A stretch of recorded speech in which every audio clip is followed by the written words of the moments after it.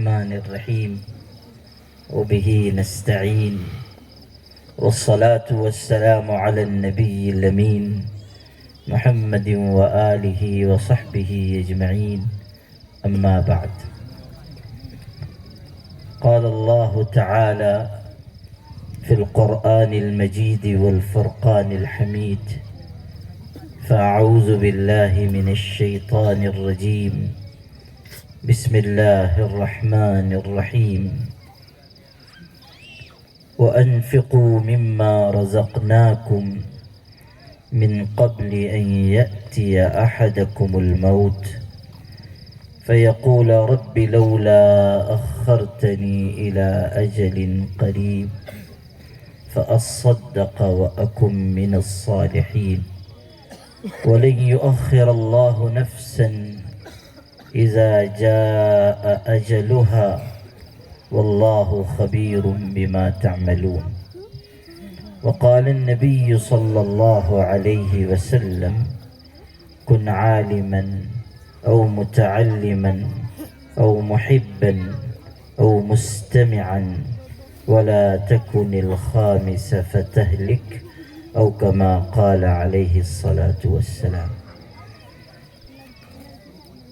اللہ سے کرے دور و تعلیم بھی فتنہ، املاک بھی، اولاد بھی، جاگیر بھی فتنہ، ناحق کے لیے اٹھے تو شمشیر بھی فتنہ، شمشیر ہی کیا نعرہ تکبیر بھی فتنہ۔ حضرات علماء کرام اور مدرسہ مدینۃ العلوم کے ذمہ داران، معلمین اور آپ تمام حاضرین مجلس اور عزیز بچوں اور پردہ نشین ماں اور بہنوں، مجھے بہت خوشی ہے کہ آج اس فعال اور بافیض مدرسے کے جلسے میں شریک ہونے کا موقع ملا، اور ہمیں یہ سعادت نصیب ہوئی کہ ہم اس مدرسے میں انجام دی جانے والی خدمت کے نمونے یہاں دیکھیں۔ اس حقیقت کو سمجھنا چاہیے کہ جس چیز کی جہاں جتنی زیادہ ضرورت ہوتی ہے اس چیز کی اتنی زیادہ اہمیت ہوتی ہے۔ ایسے علاقے جہاں تعلیم عام ہے، مدارس ہیں، مکاتب ہیں، علماء کی کثرت ہے، حافظوں کی کثرت ہے، وہاں جو کام ہو رہا ہے وہ بھی قابل قدر ہے۔ لیکن ایسے علاقے جہاں تعلیم کی کمی ہے، جہاں محنت کرنے والے بھی کم ہیں، جہاں فضا ہموار نہیں ہے، جہاں ماحول پوری طرح سازگار نہیں ہے، وہاں محنت کرنا، وہاں کوشش کرنا یہ زیادہ اہم بات ہے اور زیادہ قابل قدر چیز ہے۔ ایک آدمی اگر ایسی زمین میں کھیتی کرتا ہے جو نرم زمین ہے، ہموار زمین ہے، زرخیز زمین ہے، وہاں وہ کھیتی کر رہا ہے تو یہ بھی اچھا آدمی ہے، اچھا کام کر رہا ہے۔ لیکن جو آدمی بنجر زمین میں کھیتی کر رہا ہے، سخت زمین کو نرم کر رہا ہے، جو آدمی ایسی جگہ فصل اگا رہا ہے جہاں پانی بھی کم، جہاں ماحول بھی سازگار نہیں، تو اس آدمی کی ہمت کی داد دینی چاہیے۔ ماشاءاللہ یہاں 40 گاؤں میں یہ جو مدرسہ قائم ہے یہ اسی کی ایک مثال ہے، اور اللہ کا کرم ہے کہ چند برسوں میں خلوص کی برکت سے یہ مدرسہ آگے بڑھا ہے اور اسے ترقی ہوئی ہے، اور ابھی جو بچوں نے ماشاءاللہ یہاں کارکردگی پیش کی، جو انہوں نے تلاوت کی، تقریر کی، یا مکالمے کے ذریعے اصلاح کا پیغام دیا، یہ سب اس مدرسے کا پھل ہے جو ہم دیکھ رہے ہیں۔ اللہ تعالیٰ اس ادارے کو قبول فرمائے اور ہمارے عزیزم مولانا محمد حسین صاحب اور ان کے ساتھیوں کو اللہ تعالیٰ مزید دینی خدمت کا موقع، حوصلہ اور جذبہ عطا فرمائے۔ مجھے یہ معلوم ہو کر بھی بہت خوشی ہوئی اور میں اپنی عزیز بہنوں کو، پیاری ماؤں کو خاص طریقے پر مبارکباد دینا چاہتا ہوں۔ مجھے معلوم ہوا کہ پچھلے 2 سال سے اس مدرسے میں جو بچے پڑھتے ہیں، دین کا علم حاصل کرتے ہیں، ہماری بہنیں، اس بستی میں رہنے والی غیرت مند مائیں شام کو ان کے لیے کھانا بنا کر اپنے گھروں سے بھیجتی ہیں، اور یہ 1 دن کا 2 دن کا معمول نہیں ہے، روزانہ کا معمول ہے، اور ماشاءاللہ پچھلے 2 سال سے یہ جاری ہے۔ یہ ہماری بہنوں کی دین سے وابستگی کی نشانی ہے، ہماری بہنوں کی اس مدرسے سے محبت کی علامت ہے، اور ان کا یہ ایثار، ان کی یہ محنت، ان کا یہ جذبہ یقیناً اس لائق ہے کہ ہم ان کی تحسین کریں، ان کو دعا دیں۔ پیسہ دینا زیادہ بڑی بات نہیں ہے، لیکن روزانہ محنت سے کھانا بنانا اور پھر اسے مدرسے میں پہنچانا اور مہمانان رسول کی خدمت کرنا، یہ بڑی بات ہے۔ ابھی چند دن پہلے ہم لوگ ایک مدرسے کے جلسے میں تھے، بڑا مدرسہ ہے ہمارے یہاں، اور وہاں ختم بخاری شریف کی تقریب تھی اور تکمیل حفظ قرآن پاک کی مجلس بھی تھی، اور ماشاءاللہ آپ کو سن کے خوشی ہوگی کہ اس ایک مجلس میں حفظ مکمل کرنے والے طلباء اور طالبات کی تعداد تقریباً 64-65 تھی، اور جو عالمہ بنی وہ بہنیں 34 تھی، جن کو بخاری شریف کا آخری سبق مجھے پڑھانے کی سعادت حاصل ہوئی۔ بخاری شریف کی آخری حدیث کا میں نے درس دیا، اور ہزاروں کی تعداد میں ہماری بہنیں وہاں شریک تھیں۔ ان کا جذبہ، ان کی محنت اور ان کی لگن دیکھ کے بڑی خوشی ہوئی۔ اس مجلس میں ہمارے بڑے بھائی حضرت مولانا مفتی حسنین صاحب بھی شریک تھے، اور قرآن مجید کی تکمیل کے سلسلے میں انہیں کچھ عرض کرنا تھا اور بخاری شریف کا آخری درس مجھے دینا تھا۔ انہوں نے ایک واقعہ اس میں سنایا جو بڑا خوبصورت واقعہ تھا، اور وہ آپ کو اور خاص طریقے پر ہماری بہنوں کو میں سنانا چاہتا ہوں۔ یہ جو مہمانان رسول کی خدمت ہے، یہ کتنی بڑی بات ہے، اس تناظر میں سنانا چاہتا ہوں۔ انہوں نے ایک واقعہ سنایا کہ کسی علاقے میں ایسے ہی کوئی مدرسہ تھا اور وہاں بچے پڑھتے تھے، تو بستی کے ایک آدمی کو یہ خواہش ہوئی کہ ان بچوں کو میں کھانا کھلایا کروں۔ وہ بیچارہ اتنی حیثیت اس کی نہیں تھی کہ وہ اپنی طرف سے کھانا کھلائے، لیکن مختلف گھروں سے ان بچوں کا کھانا آیا کرتا تھا، اور بچے خود جاتے تھے لانے کے لیے۔ تو اس نے آ کر مدرسے کے ناظم صاحب سے کہا کہ بچوں کو زحمت ہوتی ہے، ان حرج بھی ہوتا ہے، مجھے آپ ذمہ داری دے دیں، میں کھانا روز گھروں سے لا کے پہنچا دوں گا، کم سے کم اتنی خدمت میں شامل ہو جاؤں۔ انہوں نے کہا بہت اچھا، وہ روز یہ کام کرنے لگا۔ لیکن بچے تو بچے ہی ہوتے ہیں، پڑھنے والے طلبہ ہی ہوتے ہیں، دو چار شریر بھی ہوتے ہیں۔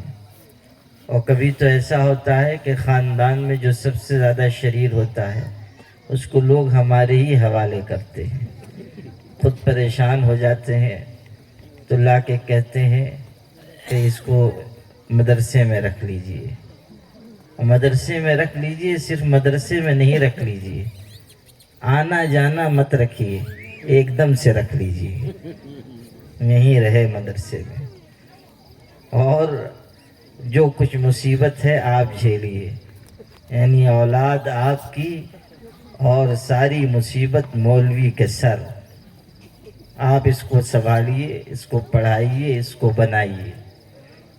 ہم لوگ سب مدرسے کے ہیں اور یہاں ماشاءاللہ بہت سے ہمارے علماء ہیں، ہمارے عقل کنواں سے بھی 2 اساتذہ تشریف لائے ہیں، اور کتنی اچھی انہوں نے تلاوت فرمائی اور نعت شریف پڑھی، اللہ تعالیٰ ان کی عمر میں برکت عطا فرمائے۔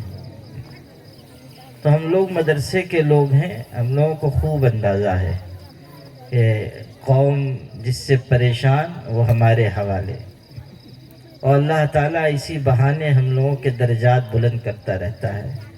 اور یہ بھی عجیب تجربہ ہے، جو پرانے ہوں گے ان میں سے، زیادہ دن سے مدرس ہوں، ان کو تجربہ ہوگا کہ عجیب بات یہ ہے کہ یہ بھی دیکھنے کو ملتا ہے کہ پڑھنے والوں میں کوئی بہت شریر، بڑا بدماش ایک آدھ ہوتا ہے نا، جو ہمارے فضیلت الشیخ المودی کے خاندان سے ہوتا ہے، یا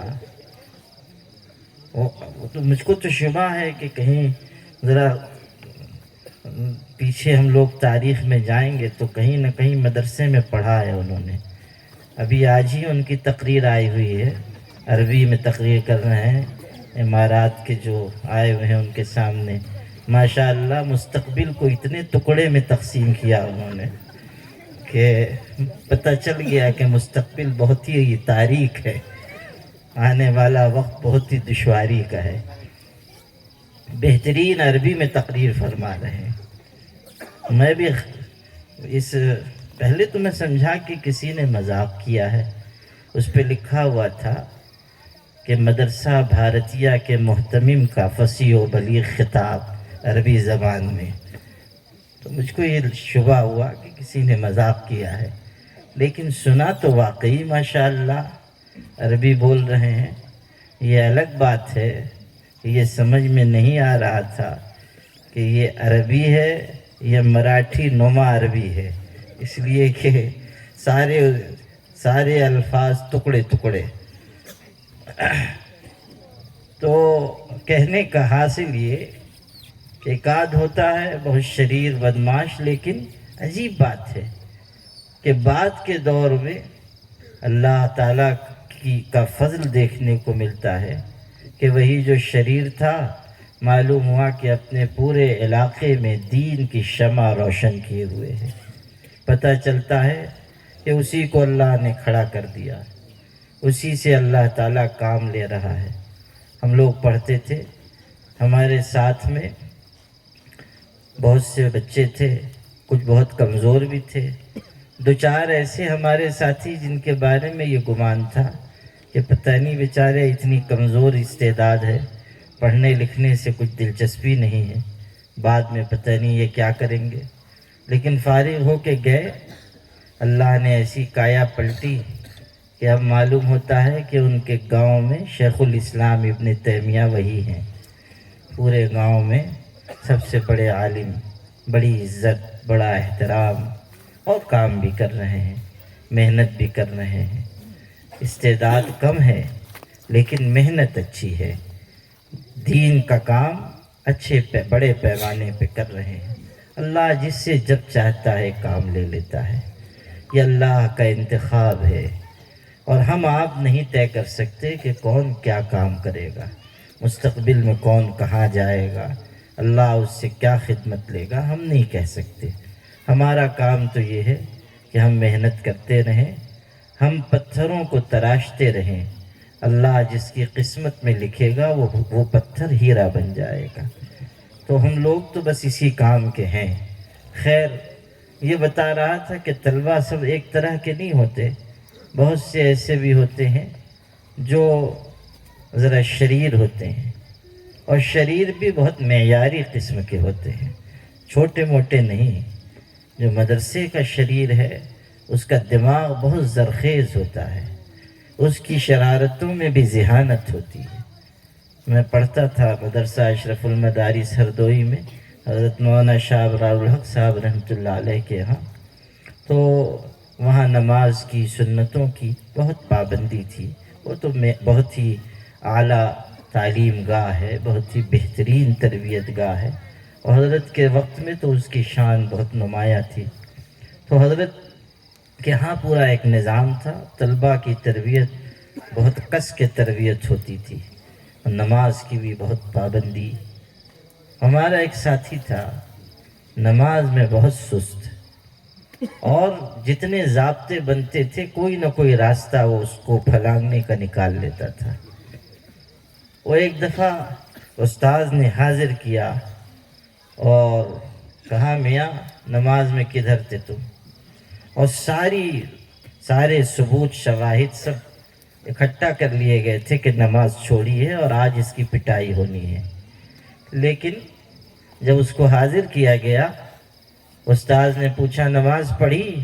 جی ہاں پڑھی۔ کہاں پڑھی؟ مسجد میں پڑھی۔ گواہ کون ہے؟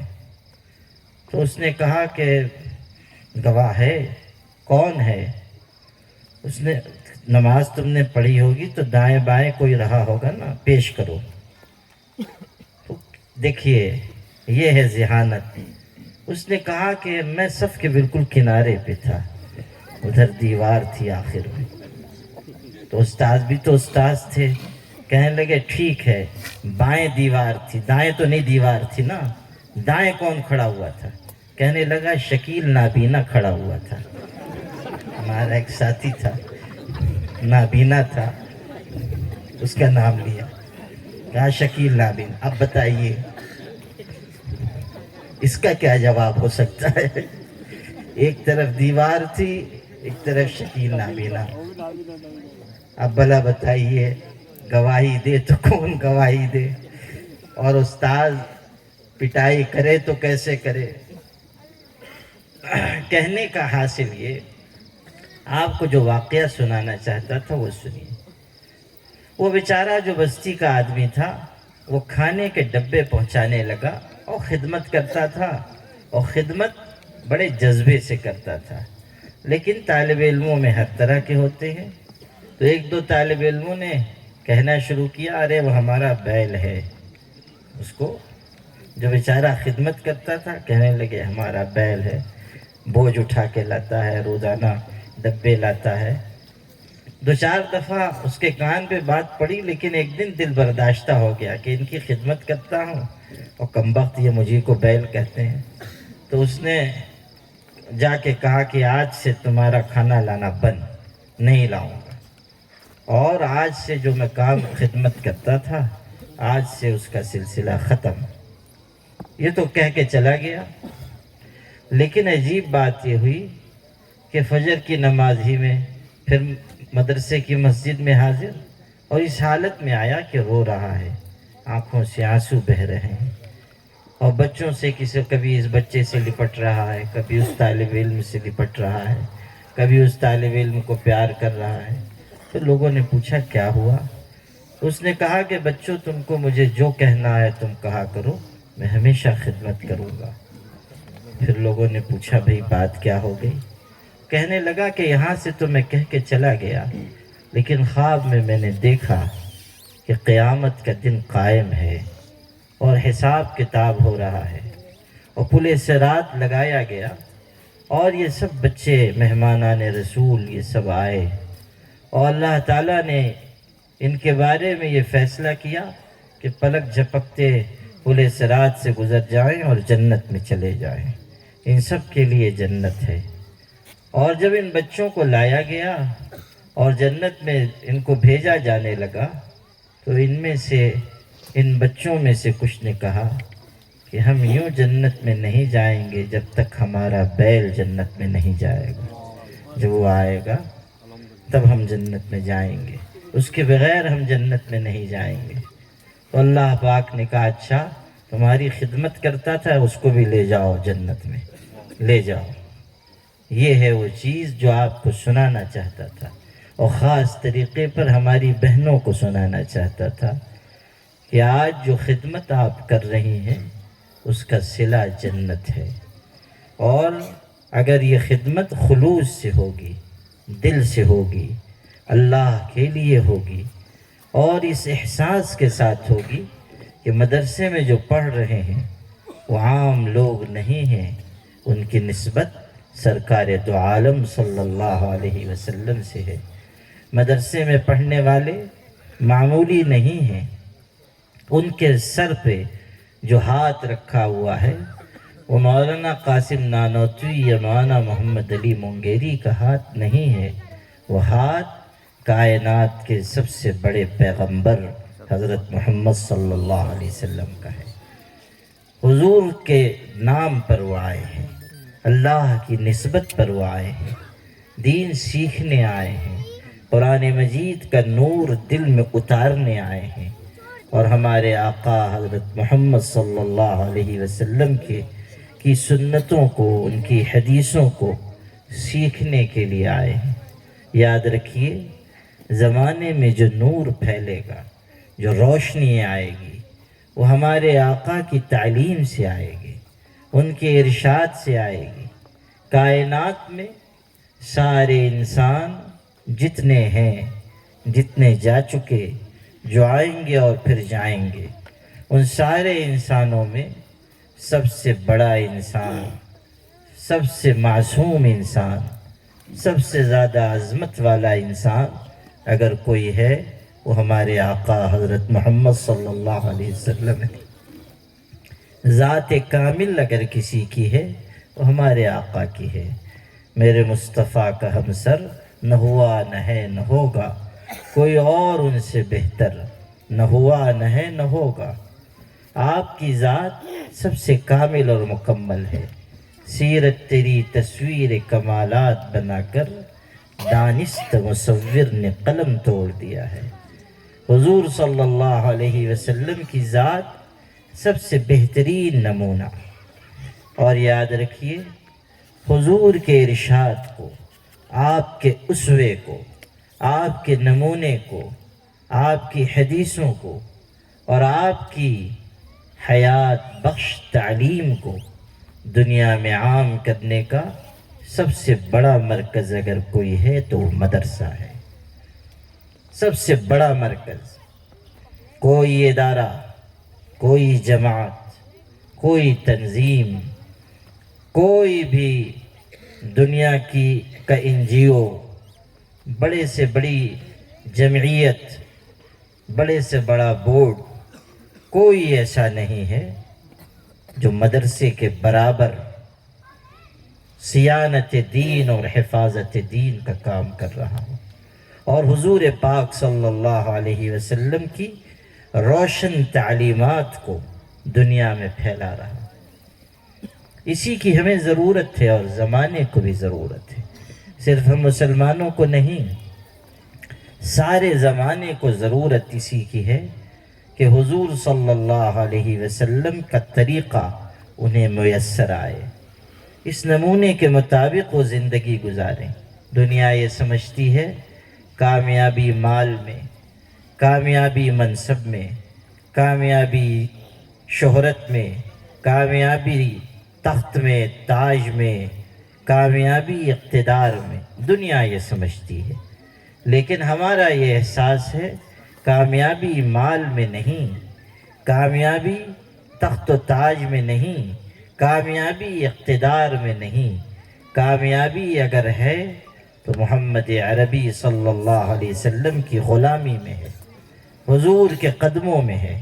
تیری معراج کہ تو لوح و قلم تک پہنچا، تیری معراج کہ تو لوح و قلم تک پہنچا، میری معراج کہ میں تیرے قدم تک پہنچا۔ یہ ہے کہ حضور صلی اللہ علیہ وسلم کے قدموں میں کامیابی ہے، ان کی غلامی میں کامیابی ہے۔ جو ان سے جڑے گا وہ آگے بڑھے گا، جو ان سے کٹے گا وہ کبھی کامیاب نہیں ہوگا۔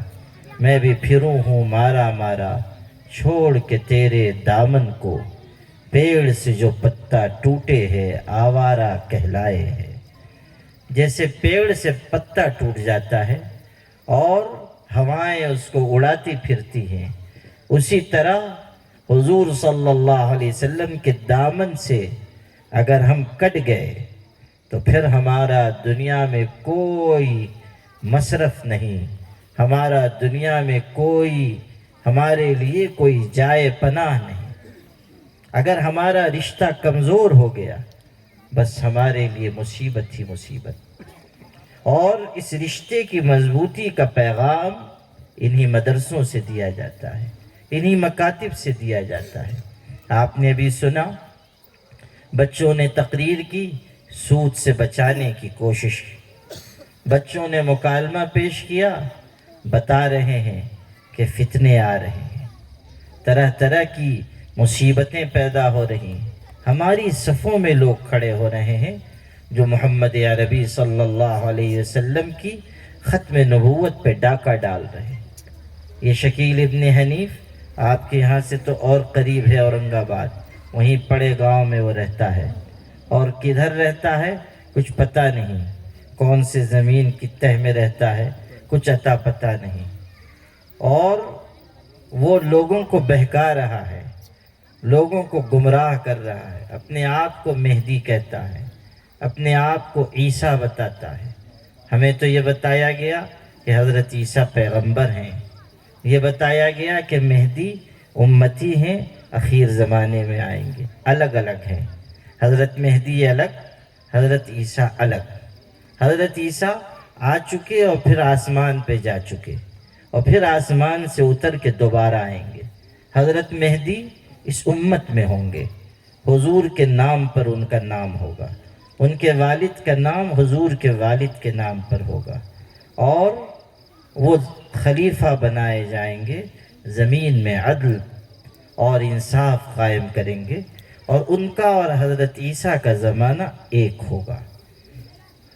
یہ ہمیں بتایا جا چکا، اور عالموں نے نہیں بتایا، حدیث شریف میں یہ سب بات آئی ہے۔ تو دو الگ الگ شخصیت ہے، لیکن بھلا ہو اس ہندوستان کی سرزمین کا، ایسے ایسے نایاب لوگ یہاں پیدا ہو جاتے ہیں کہ جن کی ہوس کا پیٹ بہت بڑا ہے۔ اس نے بھی سوچا کہ جب دعویٰ ہی کرنا ہے اور جھوٹا ہی دعویٰ ہے تو ایک کیوں کروں، ڈبل کرتا ہوں، اور اسی لیے اس نے کہا میں مہدی بھی ہوں، میں عیسیٰ بھی ہوں، یعنی یہ 2 in 1 ہے، دو وجود ایک میں سما گئے، مہدی بھی ہوں اور عیسیٰ بھی ہوں۔ یہ دیکھیے، اور پھر لوگ، عجیب بات یہ بھی ہے کہ لوگ گمراہ بھی ہو رہے ہیں، لوگ اس کے ہاتھ پہ بیعت بھی ہو رہے ہیں، مان بھی رہے ہیں کہ مہدی ہے، مان بھی رہے ہیں کہ عیسیٰ ہے۔ عجیب حالت ہے، سینکڑوں لوگ بہک رہے ہیں، اور محنت ہو رہی ہے مسلمانوں کے درمیان، اور افسوس کی بات یہ ہے کہ لوگ اس کے دعوے کو قبول کر رہے ہیں۔ یاد رکھیے، اگر یہ مدارس نہ ہو، یہ مکاتب نہ ہو، تو اس طرح کی غلط ذہنیت کے لوگ آپ کا ایمان اچک لیں گے، آپ کا دین کھا جائیں گے۔ کچھ لوگ ہوتے ہیں جو پیسے کے لٹیرے ہوتے ہیں، جو اسباب کے ڈکیت ہوتے ہیں، لیکن یہ لوگ جو فتنے برپا کرتے ہیں یہ پیسے اور اسباب کے لٹیرے نہیں ہیں، یہ ایمان کے لٹیرے ہیں۔ یہ آپ کا ایمان چھینیں گے اور چھین رہے ہیں۔ ہمارے آقا حضرت محمد صلی اللہ علیہ وسلم نے بتایا تھا کہ وقت آئے گا فتن کقطع اللیل المظلم، ایسا وقت آئے گا اندھیری رات کے ٹکڑوں کی طرح کے فتنے آئیں گے، یعنی خطرناک فتنے۔ اور اس وقت کیا ہوگا؟ حضور نے خبر دی، صبح انسان مومن ہوگا، شام کو کافر ہوگا، شام کو مومن ہوگا، صبح کافر ہوگا۔ غور کیجئے، ایسے خطرناک فتنے آئیں گے۔ اسی فتنے کے دور میں ہم آ چکے، ہر طرف لوگ کھڑے ہو رہے ہیں، طرح طرح کے فتنے ابھر رہے ہیں۔ اور دور دراز سے بھی ہمارے ایمان پہ حملے ہو رہے ہیں۔ یہ ابھی موبائل پہ یہاں مقدمہ چلا اور جج صاحب نے سزا بھی سنائی، لیکن بہت چھوٹی ہلکی سزا سنائی، اور اتنے سارے موبائل اس میں مقدمے پیش ہو گئے کہ مجھ کو تو خطرہ ہو رہا تھا کہ آخر میں جج صاحب پہ بھی مقدمہ نہ ہو جائے، کہ ہاں وکیل صاحب کہیں کہ جج صاحب آپ کا بھی حال بہت خراب ہے کہ آپ مقدمہ سنتے سنتے پب جی کھیلتے ہیں۔ مجھے خطرہ ہو رہا تھا کہ ایسا نہ ہو، لیکن مکالمہ لکھنے والے نے جج صاحب کو بخش دیا اور انہوں نے سزا سنائی، مگر بہت ہلکی سزا۔ تو یہ اس طرح کی سنانی چاہیے تھی کہ 2 سال قید بامشقت اور ہر ہفتے موبائلیا انسان کو درخت میں الٹا لٹکایا جائے گا، تاکہ جو جراثیم وائرس گھس گیا ہے وہ نیچے اتر کے آ سکے، اس لیے کہ یہ وائرس جلدی نکلتا نہیں ہے، بہت خطرناک ہے یہ۔ جس کو دیکھیے جوان بوڑھا بچہ ہر وقت منہ میرا موبائل شریف کی طرف، عورتوں کو بھی دیکھیے منہ میرا موبائل شریف کی طرف۔ عجیب، بچے جا رہے ہیں اسکول کے نہیں، مدرسہ کے نہیں، وہ خاتون بیچاری سیریل دیکھنے میں مشغول، اس کو اپنے یہاں کی فکر نہیں ہے، اپنے گھر کی، اپنے بچے کی۔ وہ بیچاری یہ دیکھنے میں مشغول ہے کہ ترکی میں خلافت عثمانیہ قائم ہوئی کہ نہیں قائم ہوئی۔ جی ہاں، ڈرامہ دیکھو کہ وہاں پہ کیا چل رہا ہے۔ ارے تمہارے یہاں جو ہو رہا ہے اس کو تو دیکھو۔ یہ ہمارے پہلے تو پھر بھی ذرا حال ٹھیک تھی، اب تو دیکھ رہا ہوں پہلے صرف جوانوں میں ذرا نشہ تھا، اب تو یہ ہمارے جو بڑے بوڑھے ہیں بیچارے 65 سال 70 سال 75 سال، وہ بھی موبائل اور خبریں دیکھ رہے ہیں، اور کیا کیا دیکھ رہے ہیں، اور خبر سنانے والی کو بھی دیکھ رہے ہیں، اور اس کے بعد پھر جا کے بیٹھتے ہیں ہوٹل پہ۔ میں تو نہیں جانتا کہ آپ کے 40 گاؤں کا کلچر کیا ہے، لیکن ہمارے ہاں مالیگاؤں میں وہ ہر جگہ ہوٹل پہ بیٹھے ہوئے ہیں، ہر جگہ چھوٹا چھوٹا جلسہ ہو رہا ہے، اور بڑے بوڑھے بھی، اور بیٹھے ہوئے ہیں انگلستان، ترکستان اور جاپان اور قزاقستان، وہاں کے سب تبصرے۔ انگلستان میں یہ ہو رہا ہے، جاپان میں یہ ہو رہا ہے، حالانکہ عمر انگلستان جاپان کی نہیں قبرستان کی ہے، لیکن تبصرہ ہے۔ جی ہاں، آج یہاں یہ ہو گیا، آج وہاں وہ ہو گیا، وہ اسرائیل والا مر نہیں رہا ہے، وہ امریکہ والا جی نہیں رہا ہے، اسی میں۔ ارے اللہ کے بندے، تمہیں تو یہ فکر کرنی چاہیے کہ قبر میں میرا کیا حشر ہونے والا ہے، جانے کے دن قریب آ رہے ہیں، خدا کی بارگاہ میں جانا ہے، اس پہ تبصرے کر کے ہماری آخرت کہاں بن رہی ہے۔ لیکن ہر آدمی اپنے حساب سے جی رہا ہے، اور بہت سارا وقت ہم برباد کر رہے ہیں، ضائع کر رہے ہیں۔ موبائل کا یہ فتنہ ہمارے نوجوانوں کو بھی تباہ کر رہا ہے، کتنے خاندان، کتنے گھرانے اس کی وجہ سے اجڑ رہے ہیں۔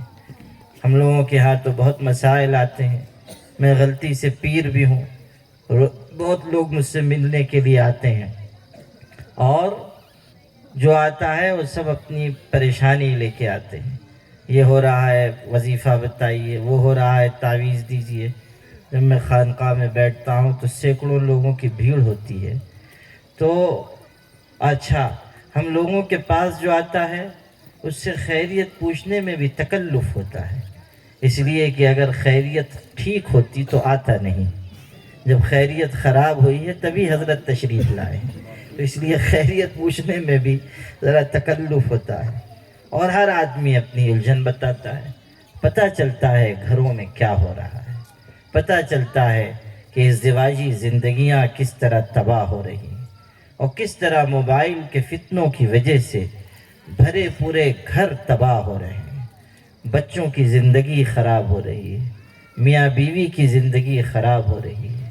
پتہ چلتا ہے کہ ہمارے نوجوان موبائل میں طرح طرح کی چیزیں دیکھ کر یہ چاہتے ہیں کہ ان کی بیویاں اسی طرح بے حیائی کی راہ پہ چلیں جو وہ دیکھ رہے ہیں، اور اس کا نتیجہ یہ ہوتا ہے کہ جب دو چیزیں آپس میں ٹکراتی ہیں، ایک طرف سے حیا اور دوسری طرف سے بے حیائی، اس کا نتیجہ تباہی کی شکل میں نکلتا ہے، بربادی کی شکل میں نکلتا ہے۔ بہت سارے مسائل ہیں ہمارے سماج میں، بہت ساری دشواریاں ہیں ہمارے سماج میں، ان کی اصلاح کی آواز کہاں سے اٹھے گی؟ کون آگے آئے گا؟ کون بچانے کے لیے کوشش کرے گا؟ آپ غور کیجئے، اتنے سخت حالات اس ملک میں ہیں، آپ تو اس چھوٹی سی بستی میں رہ رہے ہیں، آپ کو اندازہ نہیں ہوگا، لیکن اللہ تعالی ہم لوگوں کو توفیق دیتا ہے، ملک کے کونے کونے میں ہم لوگ جاتے ہیں، اور جو سازشیں ہیں، جو تدبیریں ہیں، جو اندرون خانہ محنتیں ہو رہی ہیں، ہم اچھی طرح جان رہے ہیں، دیکھ رہے ہیں، سمجھ رہے ہیں، آنے والے وقت کی سنگینی کو محسوس کر رہے ہیں۔ ہم سے پوچھئے کہ حالات کتنے نازک ہیں، لیکن ان نازک حالات میں بھی ہمارے نوجوانوں میں شعور نہیں نظر آتا، حساسیت نظر نہیں آتی، درد نظر نہیں آتا، کوئی کڑھن، کوئی فکر، کوئی تڑپ نظر نہیں آتی۔ کیا ہوگا آنے والے دنوں میں، اس کی ہمارے اندر کوئی بیداری محسوس نہیں ہوتی۔ جو جہاں ہے سمجھ رہا ہے کہ دیکھا جائے گا، جو ہوگا دیکھا جائے گا۔ حالات دن بدن بگڑ رہے ہیں۔ جس زمین پہ ہم کھڑے ہیں، یاد رکھیے وہ زمین ہمارے قدموں کے نیچے سے کھینچی جا رہی ہے، اور افسوس تو اس کا ہے کہ کارواں کے دل سے احساس زیاں جاتا رہا، ہمیں اپنے لٹنے کا بھی احساس نہیں۔ یہ ہمارے چھوٹے چھوٹے بچے ہیں، مدرسے میں پڑھ رہے ہیں، بستیوں میں بھی بہت سے بچے ہیں، ہم لوگ جاتے ہیں بہت سی جگہوں پہ، محبت کی وجہ سے بچے بھی لپک کے آتے ہیں، ملتے ہیں، نئی نئی جگہ جاتے ہیں، بچے بیچارے شوق میں آتے ہیں، ملاقات کرتے ہیں۔ میں نہیں جانتا کہ ان بچوں کو دیکھ کر، معصوموں کو دیکھ کر آپ کے دل میں کیا احساس جاگتا ہے، لیکن میں اپنے دل کی حالت بتاتا ہوں کہ یہ بچے معصوم ملتے ہیں، شوق سے لپک کے آتے ہیں، تو بے اختیار مجھے یہ خیال ہوتا ہے کہ آنے والے دنوں میں اس ملک کے زہریلی ہواؤں میں یہ بچے کس طرح پنپ سکیں گے، کس طرح یہ ابھر سکیں گے، کیسے یہ زندگی گزاریں گے، کیسے یہ دین و ایمان پہ قائم رہیں گے۔ یہ احساس ہم سب کے دل میں آنا چاہیے۔ مسئلہ اس کا نہیں ہے کہ جان کس طرح محفوظ رہے، دکان کس طرح محفوظ رہے، مسئلہ اس کا ہے کہ ایمان کس طرح محفوظ رہے۔ ہماری نئی نسلیں کیسے بچیں گی، کیسے ایمان پہ قائم رہیں گی۔ جو نئی تعلیمی پالیسی آئی ہے، نیو ایجوکیشن پالیسی، آپ میں سے شاید کسی نے پڑھا ہو، لیکن ہم لوگوں سے پوچھئے جنہوں نے اس کو پڑھا ہے، سمجھا ہے، اس کی تہ میں اترے ہیں، کہ صورتحال آنے والے 10-20 برس میں کتنی بدل جائے گی۔ اسکولوں میں، کالجز میں، یونیورسٹیز میں جو پڑھایا جائے گا، اور اس کے سائے میں جو نسل تیار ہوگی، یاد رکھیے اس نسل کا دین و ایمان سے رشتہ قائم رہنا نہایت مشکل ہو جائے گا۔ ان کے ذہن اور دل پر شرک کی نجاست ڈالی جائے گی۔ بچپن سے ان کو وہ سمجھایا جائے گا جو کسی اور کی تہذیب ہو تو ہو، ہماری تہذیب نہیں ہے۔ ایمان سے رشتہ کاٹا جائے گا، دین سے رشتہ کاٹا جائے گا، اور ہم لوگ غافل ہیں۔ یہ سوچ بھی نہیں ہماری کہ اس نئی نسل کو ہم کس طرح بچائیں گے۔ ٹھیک ہے، مدرسے میں بچے ہمارے پڑھ رہے ہیں، بہت اچھا، لیکن کبھی آپ نے غور کیا کہ مدرسے میں جو بچے پڑھ رہے ہیں ان کا فیصد کیا ہے؟ یہ جو مدرسوں میں ہمارے بچے پڑھ رہے ہیں، سرکاری اعداد و شمار بھی بتاتے ہیں کہ مسلمانوں کی کل آبادی کا 4% ہے، زیادہ سے زیادہ 4%۔ یعنی 96% اب بھی مدرسے کی رینج سے باہر ہیں۔ وہ جو 96% ہیں ان کے دین و ایمان کے لیے ہمارے پاس کیا منصوبہ ہے؟ ہم کیسے ان کو بچا پائیں گے؟ آپ کبھی رات کی تنہائیوں میں سوچئے، کبھی غور کیجئے، اور پھر ہمارے درمیان، ہمارے سماج میں جو طرح طرح کی دشواریاں ہیں، پریشانیاں ہیں، ان پر غور کیجئے۔ جو برائیاں پھیلی ہیں، پھیل رہی ہیں، وہ تو دوسروں کے مارنے سے پہلے ہمیں بے موت مار دیں گی۔ جو نشے کی لت بڑھ چکی ہے، جو بدکاری کا مزاج بڑھ رہا ہے، جو ہمارے نوجوانوں میں بے حیائی آ رہی ہے، جو ہماری بچیوں میں ارتداد کی لہر دوڑ پڑی ہے، سینکڑوں نہیں ہزاروں بچیاں ہماری مرتد ہو رہی ہیں، ایمان کو چھوڑ کر جا رہی ہیں۔ میں ایک بستی میں گیا، وہاں لوگوں نے بتایا کہ ابھی چند دن پہلے ایک بچی چلی گئی، بہت کوشش ہوئی نہیں آئی، مسئلہ کورٹ میں گیا، ماں باپ بھی کھڑے، وہ لڑکا بھی آیا جس کے ساتھ وہ گئی اور ایمان چھوڑ دیا۔ جج نے پوچھا تم پہ میں چھوڑتا ہوں، چاہے ماں باپ کے ساتھ چلی جاؤ، چاہے اس کے ساتھ چلی جاؤ۔ تو اس لڑکی نے بھری عدالت میں اپنے باپ کی طرف انگلی اٹھا اٹھا کے کہا کہ یہ ایسا ہے، یہ ایسا ہے، پابندی لگاتا ہے، مجھ کو پردے میں رکھنا چاہتا ہے، فلاں ہے اور فلاں ہے، میں اس پہ لعنت بھیجتی ہوں، میں اسی کے ساتھ جاؤں گی، وغیرہ وغیرہ۔ باپ کو اتنا برا بھلا کہا برسر عدالت کہ اس باپ کو دل کا دورہ پڑ گیا، وہیں کورٹ میں گر گیا، اور اس کو اٹھا کے لوگ لے کے بھاگے ہاسپٹل، راستے میں دم توڑ دیا، انتقال ہو گیا۔ غور کیجیے، یہ ہمارے سماج کی سچائیاں ہیں۔ ایک علاقے کے لوگوں نے مجھ کو بتایا کہ ہمارے ہاں جھوپڑ پٹیاں ہیں، سلم ایریا ہے، مسلمان بڑی تعداد میں آباد ہیں، وہاں باپ، کچھ ایسے لوگ ہیں غربت کے ہاتھوں پریشان، اپنے لڑکیوں سے کہتے ہیں کہ فلاں کے ساتھ تم چلی جاؤ، اس لیے کہ تمہاری شادی بیاہ کا ہمارے پاس انتظام نہیں۔ یہ بھی مسائل ہیں، صرف بے حیائی مسئلہ نہیں ہے، غربت بھی مسئلہ ہے، بہت ساری دشواریاں ہیں۔ ابھی بچت گٹ اسکیم پہ ایک بچے نے بھی یہاں تقریر کی، سود پہ بچت گٹ اسکیم کی بھی بات کی۔ یقیناً یہ بہت بڑا المیہ ہے، ہمارے سماج کا ناسور ہے، اس راستے سے ہماری بہنیں بدکاری کی طرف لے جائی جا رہی ہیں، یہ میں جانتا ہوں۔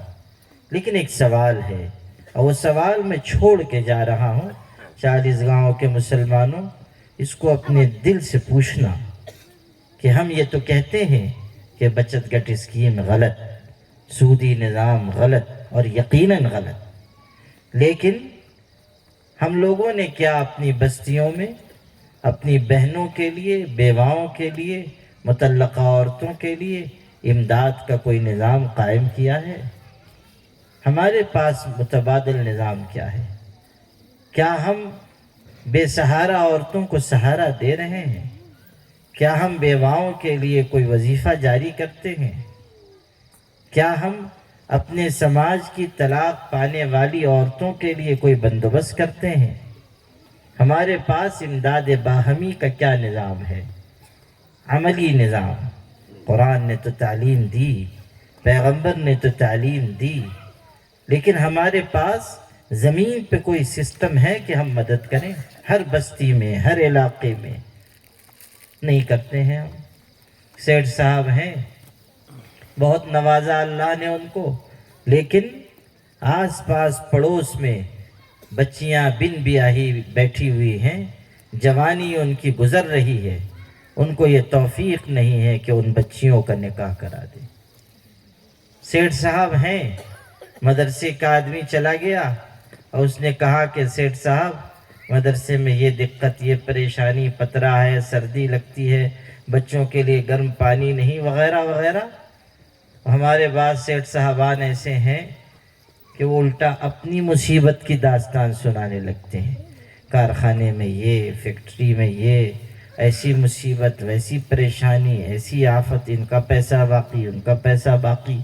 وہ بیچارہ مدرسے کا سفیر بھی سوچتا ہے کاش میرے پاس زکوٰۃ کا پیسہ ہوتا تو میں انہی کو دے دیتا، بیچارے سب سے بڑے مستحق کے زکوٰۃ تو یہی دکھائی دے رہے۔ یہ حالت ہے۔ ارے دل کھول کے مدرسے کی خدمت کرو، کہنے کی ضرورت نہ پڑے کہ مدرسے کو دو۔ آپ جان رہے ہیں مدرسہ ہے، بچے پڑھ رہے ہیں، تعلیم ہو رہی ہے، آپ کی ذمہ داری ہے کہ آگے بڑھ کے آپ خود دل کھول کے خرچ کریں۔ کیوں آپ انتظار کرتے ہیں کہ مدرسے والے آئیں گے تو ہم دیں گے؟ مدرسہ چلانا کیا مولوی کی ذمہ داری ہے؟ دین کی تعلیم کا انتظام کرنا ہر مسلمان کی ذمہ ہے، آپ کی ذمہ داری ہے۔ لیکن جب تک کوئی آئے گا نہیں ہم دیں گے نہیں، آئے گا بھی تو 4 دفعہ جب تک واپس نہیں کریں گے دیں گے نہیں۔ ابھی بعد میں آنا، پھر آنا، دوپہر کو آنا، شام کو آنا۔ ابھی گئے تو سیٹھ صاحب غسل فرما رہے ہیں، پھر گئے تو قیلولہ فرما رہے ہیں، اور قیلولہ بھی لیلولہ ہے ماشاءاللہ، بہت لمبا چوڑا، من بدایت وقت الظہر الی نہایت وقت العصر، ماشاءاللہ بالکل نیت کے ساتھ، پوری نیت کے ساتھ قیلولہ ہے۔ جی ہاں، عجیب۔ ارے آپ کی ذمہ داری ہے، خود آگے بڑھ کے مدرسے کی مدد کیجیے، جو مولوی پڑھا رہے ہیں ان کی امداد کیجیے، علماء کی حوصلہ افزائی کیجیے، ان کی خدمت کو سعادت سمجھیے۔ کیا تنخواہ دے رہے ہیں؟ 8,000، 9,000، 10,000، کتنی معمولی تنخواہ ہے، غور کیجیے۔ کیسے گزر بسر کریں گے بیچارے؟ ہم لوگوں کو شرم بھی نہیں آتی ہے کہ ہم لوگوں نے اپنے اماموں کو اور عالموں کو اتنا بے بس بنا کے رکھ دیا، لاچار بنا کے رکھنا چاہتے ہیں۔ یہ بھی نہیں کہ الگ سے کچھ دے دیں، نہیں، ہاں رمضان میں فتویٰ ضرور لے کے آئیں گے کہ تراویح کا نذرانہ جائز نہیں۔ جی ہاں، لمبے لمبے فتوے ماشاءاللہ۔ وہ جو 75 سال کے ہیں بڑے میاں، ان کے بھی قدموں میں جان آ جاتی ہے فتویٰ لینے کے لیے کہ ہاں تراویح کا نذرانہ درست نہیں۔ اچھا ٹھیک ہے بھائی صاحب، تراویح کا نذرانہ درست نہیں، ہدیہ دینا تو ٹھیک ہے نا، ہدیہ تو دو، تو وہ غائب۔ ہمارا حال یہ ہے کہ ہم صرف بابا آن دیو بننا چاہتے ہیں۔ جی ہاں، ہمارے جو غیر مسلم بھائی ہیں ان میں ایک بابا ہیں، آپ سب جانتے ہیں، بہت مشہور ہیں، بابا رام دیو، وہ ایک ہی ہیں۔ ہمارے ہندو بھائیوں کے پاس بھی 1 پیس، جی ہاں، باقی مارکیٹ میں کوئی دوسرا نہیں، صرف ایک۔ لیکن ہماری قسمت دیکھیے کہ ہماری ہر گلی میں بابا آن دیو ہیں، ہر گلی میں، جن کا مسلک یہ ہے کہ ہر چی آیت در گھسیٹ، عام باشد یا کبیٹ، جو آ رہا ہے آنے دو، جو آ رہا ہے آنے دو، صحیح ہو غلط ہو جائز ہو آنے دو۔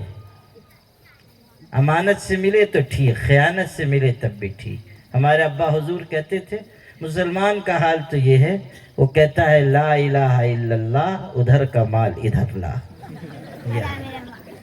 لا الہ الا اللہ، ادھر کا مال ادھر لا، یہ ہے ہماری حالت، یہی ہے۔ بس جتنا آ جائے آ جائے، اور جہاں خرچ کرنے کی باری آئے وہاں ہم سب بالکل سک دم۔ جب باری آئے مولوی کی تنخواہ بڑھائیے امام صاحب کی، جی نہیں جی نہیں جی نہیں، ابھی ہمارے پاس گنجائش نہیں، حالانکہ چندہ ہو رہا ہے، پیسے ہیں، مسجدوں میں بھی رہتے ہیں، لیکن امام کی تنخواہ نہیں بڑھائیں گے، استاذ کی تنخواہ نہیں بڑھائیں گے۔ عجیب ہمارا ذہن بن گیا، مؤذن کو ستائیں گے، نہیں کچھ تو مدرسے ہی کے پیچھے لگ جائیں گے، نہیں کچھ تو امام کی غیبت کریں گے۔ میں نے شروع میں حدیث پڑھی، اور یہ حدیث آپ سب دل پہ لکھ کے لے جائیے۔ حضور اکرم صلی اللہ علیہ وسلم نے فرمایا کن عالما، یا تو عالم بن جاؤ، او متعلما، یا طالب علم بن جاؤ، یا علم اور علماء سے محبت کرنے والے بن جاؤ، تیسری چیز۔ چوتھی چیز، یا علم کی بات سننے والے بن جاؤ، 4 ہوا۔ یا عالم بنو، یا طالب علم بنو، یا علماء سے محبت کرنے والے بنو، یا علم کی بات سننے والے بنو، 4۔ اب اگلی بات سنیے، وَلَا تَكُنِ الْخَامِسَ فَتَهْلِكْ، یہ 4 چھوڑ کے 5واں نہ بننا ورنہ ہلاک ہو جاؤ گے۔ 4 چھوڑ کے 5واں نہ بنو۔ 5واں کون؟ وہی صاحبزادہ ہر کام میں ٹانگ اڑائے، مدرسے کی برائی، امام کی برائی، عالم کی برائی، پیر صاحب کی برائی، وہ ایسے وہ ویسے۔ یہ ہماری عجیب حالت ہو گئی۔ علم سے محبت کیجیے، مدرسے سے محبت کیجیے، علماء سے محبت کیجیے، دل کھول کے خرچ کیجیے مدرسے پر۔ خرچ کریں گے اللہ آپ پر بھی نعمتیں نچھاور کرے گا۔ بخاری شریف میں حدیث آئی ہے، ہمارے آقا نے فرمایا صلی اللہ علیہ وسلم، اللہ فرماتا ہے، یعنی حدیث قدسی ہے، حضور نقل کر رہے ہیں، اللہ فرماتا ہے یا ابن آدم انفق علیک، اے آدم کے بیٹے میری راہ میں خرچ کر، میں تجھ پہ خرچ کروں گا۔ اللہ فرما رہا ہے۔ حضرت ام سلمہ رضی اللہ عنہا ام المومنین ہیں، حضور نے ان سے فرمایا ام سلمہ راہ خدا میں خرچ کر، گن گن کر نہ رکھ ورنہ اللہ بھی تجھ کو گن گن کر دے گا۔ خرچ کر۔ حضرت بلال حضور صلی اللہ علیہ وسلم کے خازن تھے، خزانچی، پیسے ان کے پاس رہتے تھے، حضرت کہہ دیتے تھے ان کو اتنا دو، ان کو اتنا دو۔ حضور نے ایک موقع پر فرمایا، اور کیسا خوبصورت جملہ کہا، انفق بلالا ولا تخش من ذی العرش اقلالا، بلال راہ خدا میں خرچ کرو، عرش والے سے تنگی کا اندیشہ نہ رکھو۔ عرش والے کے پاس سب کچھ ہے، اللہ کے خزانے لامحدود۔ یہ ہندوستان کی سرکار نہیں ہے کہ پیسے خرچ ہوئے خزانہ خالی، نہیں، لاڈلی بہنا اسکیم چلی خزانہ خالی۔ سرکار کا خزانہ نہیں ہے، یہ اللہ کا خزانہ ہے جو کبھی خالی نہیں ہوگا۔ لامحدود خزانے اللہ کے پاس ہیں، کہاں سے اللہ دے گا آپ نہیں سمجھ سکتے، اور آپ دیں گے اللہ مشکل کو آسان کرے گا، راہوں کو کھول دے گا، بلاؤں کو ٹال دے گا۔ مدرسہ ہے، آپ خدمت کریں گے، مدرسے کے طالب علموں کو دیں گے، اللہ آپ کی راہ کی رکاوٹ دور کر دے گا، آپ کے اوپر آنے والی بیماری کو ہٹا دے گا۔ صدقہ بلا کو ٹال دیتا ہے۔ کتابوں میں ہم نے پڑھا، ایک خاتون تھی، اس کا جوان بیٹا سفر میں گیا اور بڑا مشکل سفر تھا، بیچاری ماں اکیلی اور غریب لوگ تھے۔ ایک دن وہ بوڑھی ماں کھانے کے لیے بیٹھی ہے، دوپہر کا وقت ہے، کھانے کے لیے اس نے نوالا اٹھایا، اچانک دروازے سے آواز آئی، بھوکا ہوں کچھ کھلا دیں، کئی وقت کا بھوکا ہوں کھلا دیں۔ وہ نوالا اٹھا چکی تھی، اس نے رکھ دیا اور وہ کھانا پورا اٹھا کے لے جا کے اس غریب کو دے دیا، اس بھوکے کو دے دیا، اور یہ سوچ کر دیا کہ اگلے وقت مجھ کو مل جائے گا، یہ پتہ نہیں کب سے بھوکا ہے، اور خود فاقہ کر لیا۔ یہ تو ہو گیا قصہ، لیکن جب اس کا جوان بیٹا سفر سے آیا، ماں نے کہا بیٹا سفر ٹھیک ہوا؟ بیٹے نے کہا کہ ماں بس کوئی نیکی کام آ گئی، کسی کی دعا کام آ گئی، ورنہ میں تو مر چکا تھا۔ اس نے کہا کیا ہوا؟ کہنے لگا ایک دن جنگل سے گزر رہا تھا، سفر میں اچانک ایک شیر دہاڑتا ہوا سامنے سے آ گیا۔ اب تک کی بات تھی کہ مجھ کو چیر پھاڑ کر کھا جاتا، میں نے تو سمجھا کہ بس مرا، لیکن جب اس شیر نے مجھ پہ حملہ کرنا چاہا تو اچانک ایک سفید پوش انسان کہیں سے ظاہر ہوا۔ اچانک سفید کپڑا پہنا ہوا کوئی آدمی آیا، اس کے ہاتھ میں بھالا تھا، نیزہ، اس نے اس شیر کو مار دیا اور پلٹ کر جانے لگا۔ تو میں نے اس کو آواز دی اور کہا ارے بھلے آدمی بتا کے تو جاؤ، کون ہو تم جس نے مصیبت کے وقت مدد کی؟ تو وہ پلٹا، مجھ کو دیکھ کے مسکرایا اور ایک جملہ کہا، میں نہیں سمجھ پایا کہ اس نے کیا کہا، لیکن وہ جملہ اس نے یہ کہا کہ یہ نوالا اس نوالے کے بدلے میں ہے، اور یہ کہہ کے چلا گیا۔ ماں نے کہا کون سا دن تھا، کون سی تاریخ؟ اس نے جو بتایا تو وہی تاریخ جب ماں نے اپنا نوالا اس غریب کو دیا تھا، گویا کہ اللہ نے بتایا تو نے اپنا نوالا غریب کو کھلایا تو اللہ نے تیرے بیٹے کو شیئر کرنے والا بننے سے بچا لیا۔ یہ ہے صدقے کی طاقت، یہ ہے خرچ کرنے کی فضیلت۔ اللہ مصیبت کو ہٹا دے گا، اللہ پریشانی کو ٹال دے گا، اللہ قدم قدم پہ مدد فرما دے گا۔ آپ کر کے دیکھیں، آپ مدرسے سے، دین سے، علماء سے اپنے رشتے کو مضبوط کیجیے۔ آپ اپنے اندر ایمان، یقین، اچھے عمل کی طلب پیدا کیجیے۔ عزیز نوجوانوں، عزیز بچوں، اس سرزمین پر اگر سر اٹھا کر جینا چاہتے ہو تو اپنے اندر اخلاق اور کردار کی طاقت پیدا کرو۔ آج دنیا کہہ رہی ہے، ہمارے ملک میں بھی لوگ کہتے ہیں کہ اسلام تلوار کی زور سے پھیلا ہے۔ میں کہتا ہوں او فرقہ پرستو، تم صحیح کہتے ہو، اسلام تلوار کے زور سے ہی پھیلا ہے، لیکن سنو، وہ تلوار لوہے یا فولاد کی تلوار نہیں تھی، وہ اخلاق اور کردار کی تلوار تھی۔ اسلام اگر پھیلا ہے، اخلاق اور کردار کی تلوار سے پھیلا ہے، اور جب بھی پھیلے گا اخلاق کی وجہ سے پھیلے گا، کردار کی وجہ سے پھیلے گا۔ اسی کردار کو اپنانے کی ضرورت ہے۔ ہمارے بھائی بھی، بہنیں بھی با کردار بنے، با اخلاق بنے۔ وہ ادائے دل بری ہو کہ نوائے عاشقانہ، جو دلوں کو فتح کر لے وہی فاتح زمانہ۔ اپنے اندر اخلاق پیدا کیجیے، کردار پیدا کیجیے، سرزمین پہ جینے کا سلیقہ سیکھیے۔ یہ اللہ کی بنائی ہوئی زمین ہے، اس پر بندے بن کر رہیے، خدا بن کر مت زندگی گزاریے۔ اپنا سر جھکا کر رہیے، اللہ کے آگے عاجزی کیجیے، اور اپنا رشتہ عمل سے مضبوط کیجیے۔ جتنا آپ کے اندر عمل آتا جائے گا، آپ خدا سے قریب ہوتے جائیں گے۔ کہا گیا سجدہ کیجیے، قریب ہو جائیے، یعنی عمل کیجیے اور اللہ سے قریب ہوتے جائیے۔ بس آخری حدیث سنا کر بات مکمل کرتا ہوں۔ ہمارے آقا حضرت محمد صلی اللہ علیہ وسلم نے رغبت دلائی کہ عمل کرو، اور الفاظ کتنے خوبصورت استعمال کیے۔ فرمایا بادروا بالاعمال سبعا، لوگو عمل کی طرف لپک کر آؤ، جلدی آؤ عمل کی طرف، آؤ عمل کی طرف، آؤ خدا کی طاعت اور عبادت کی طرف۔ بادروا بالاعمال سبعا، 7 چیزوں کے آنے سے پہلے عمل کر لو، 7 چیزوں کے آنے سے پہلے عمل کرو۔ اور وہ 7 چیزیں کیا؟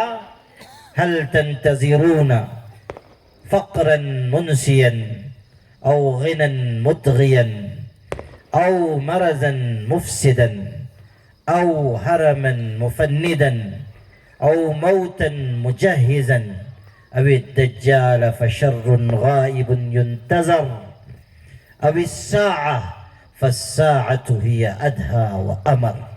ارشاد فرمایا 7 چیزوں کے آنے سے پہلے عمل کرو۔